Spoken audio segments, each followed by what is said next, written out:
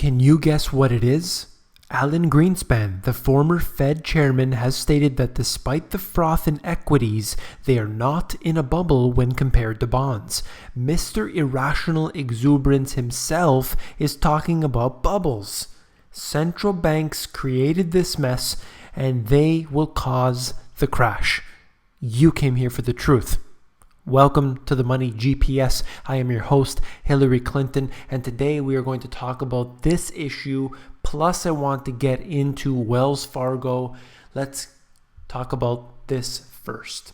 Equity bears hunting for excess in the stock market might be better off worrying about bond prices. That's according to Alan Greenspan himself.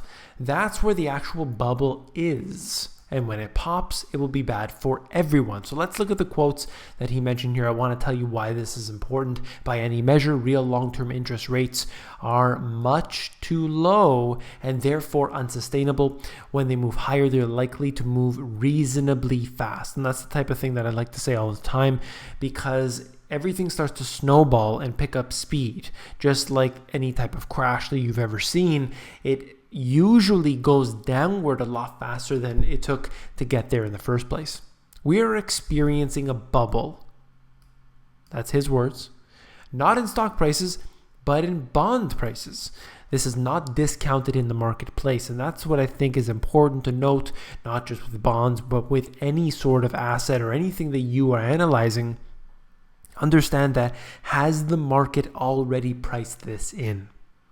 And for example, if you would say that the market has already priced in the fact that they are going to pull off the balance sheet of the Federal Reserve and that 4.5 trillion would be brought down to 2 trillion within a 6-month period, the market would start pricing that in even before it ever happens. That's what you need to understand. It's very important how the market works. It works in anticipation of that. It doesn't happen overnight, happens in stages, but that's the way it works. If they believe that quantitative easing will continue for a certain period of time, the market prices that in, stocks continue to rise. If they believe that they're going to pull back on that, then the market prices that in, so on and so forth. While the consensus of Wall Street forecasters is still for low rates to persist, Greenspan isn't alone in warning that they will break higher. And it goes on. Right here at the bottom, the real problem here is that when the bond market bubble collapses, long-term interest rates will rise. And he talks about the fact that we're headed into a crisis not seen since the 1970s, okay? So what we're talking about here is long-term interest rates. And I don't know how they are going to rise necessarily, but I do believe that they will rise. And I think that this will be the catalyst or the linchpin that will break the backs of many people. That's what it is. It's interest rates. Forget about everything else. Forget about all the policies that they put in place and regulations and removing regulations and this and that. It doesn't matter. Interest rates are the key. Many people can only afford the things they have because they've used an extreme amount of leverage and debt, and then it has been borrowed at a very low cost. If those costs rise, we have a multiplier effect. A lot of people are going to be hurt, and it's going to extend into businesses. It's going to extend into the national debt. We have a very big problem ahead of us. Now, look at this. A bond fund veteran is more worried than he has ever been.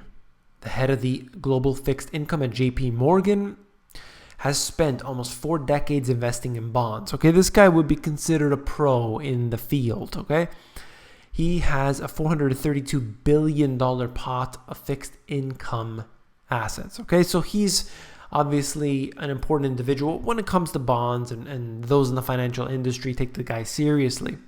The next 18 months are going to be incredibly challenging. And I am not an equity investor, but I can just imagine how equity investors felt in '99 during the dot-com bubble. So what is he talking about here? He's worried about the central banks retreating from their quantitative easing. How are they going to do it successfully? How is this ever going to be able to actually central banks, including the US Federal Reserve, the European Central Bank, and the Bank of Japan, have collectively amassed $13 trillion worth of bonds on their balance sheet, are showing signs of shifting in policy. 13 trillion in bonds, printed money to buy bonds. The debt of the nations are being essentially printed in a very, very, very bad way because the money is, of course, loaned. That is profit for the central banks. They are always making profit. They are corporations like any other, and they have to appease the shareholders. That's exactly what's going on. The Federal Reserve said in June that it would gradually begin selling some of its gigantic bond portfolio. The Fed is also slowly starting to raise interest rates. It goes into how Canada is doing so and everything else. I don't know how far they'll get before they run into a crisis, but I have to say that if mortgage rates get around that 4 to 5% range, you're going to have a lot of people who are hurt by that. If you talk about the national debt, you can see that they can't already, at this point, they can't pay the national debt. They can't service the interest payments on it. That's how bad it's become. Now, when you add on to that, you simply pour the gasoline onto the fire. So let's change this up a little bit. I want to show you this. Outcome of the financial crisis on central bank balance sheets. And look where it's headed, 13 trillion in all of this garbage that they've bought. Wall Street is livid. Not really. Over Wells Fargo's latest scandal. Here we go again. So think about this. We've heard this all before from other banks. More than 800,000 of the bank's auto loan customers were charged for car insurance that they did not need. Bank after bank after bank have been caught doing nefarious acts such as this. Some instances they say it's not on purpose, and they say that this was an accident and we'll give you all your money back, don't worry. But in other times, they're much more bold. So this is Wells Fargo. Now, if you put on your thinking caps, flip back into the pages of history, you'll remember Wells Fargo from another scandal. And this here is a whole story, which I won't read to you, but essentially we are talking about how, at the time, Wachovia, later bought by Wells Fargo, aided the Mexican drug cartels in money laundering to the degree of $378 billion. This is back in 2006. A DC-9 jet landed in this Mexican city.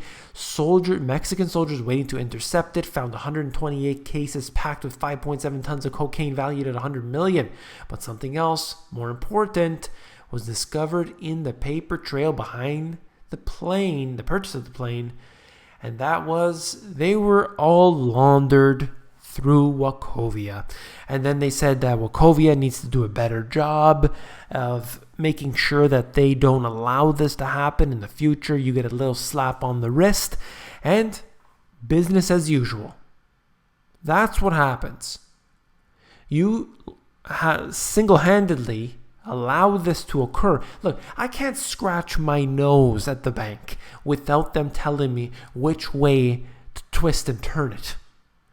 You can't go to the bank and take out a few $1,000s of your own money, cash it out, without them scrutinizing you and then crucifying you if you say anything. And yet you can launder $378 billion. BS. That's what I say. This is a lie that they were told to the public, and they give them a little slap on the wrist, and $378 billion passes right through. And that's the way this works. It's us against the elite. We're not part of that. If you think you're making profit here or there, you're not part of the elite. You are going to be squashed just like everyone else. That's the way this works. Just to be clear. Going over to Canada, a similar issue. Bank executives defend the oversight of sales practices and testimony to the MPs. Okay, so in Canada, I covered this here on the channel a few times. Basically, what happened was they engaged in similar tactics such as Wells Fargo did. And what happened was they were giving people, putting them into different bank accounts, giving them services that they did not ask for and they did not need in order to make more profits, more sales. The go public out of CBC, basically many people, hundreds of people came forward to them and said what they were doing, what they've been forced to do, saying their jobs depended on it, forcing people into things that they didn't need. Old ladies, like all these people that were screwed over basically by these banking practices. And then they have the audacity to go in front of this panel and speak to them and say nothing that we did was wrong. Nothing. There's no reason to have to investigate or anything else. Simply, we find ourselves to be absolved of all guilt. And that is the truth. You and I face all the scrutiny. You and I face all of the worst of the worst. And people like this, they get away scot-free. If you found this video informative, please give me a thumbs up. Remember that when you give me a thumbs up, it pushes these videos higher up into the YouTube search rankings. So if you want to see the Money GPS continue to climb, I appreciate those thumbs up. And I just want to note that 80% of my views come from people who are not subscribed to me. So imagine that. So I would appreciate it if you do subscribe to the channel. I know many people are watching these every day but haven't subscribed, so please do so.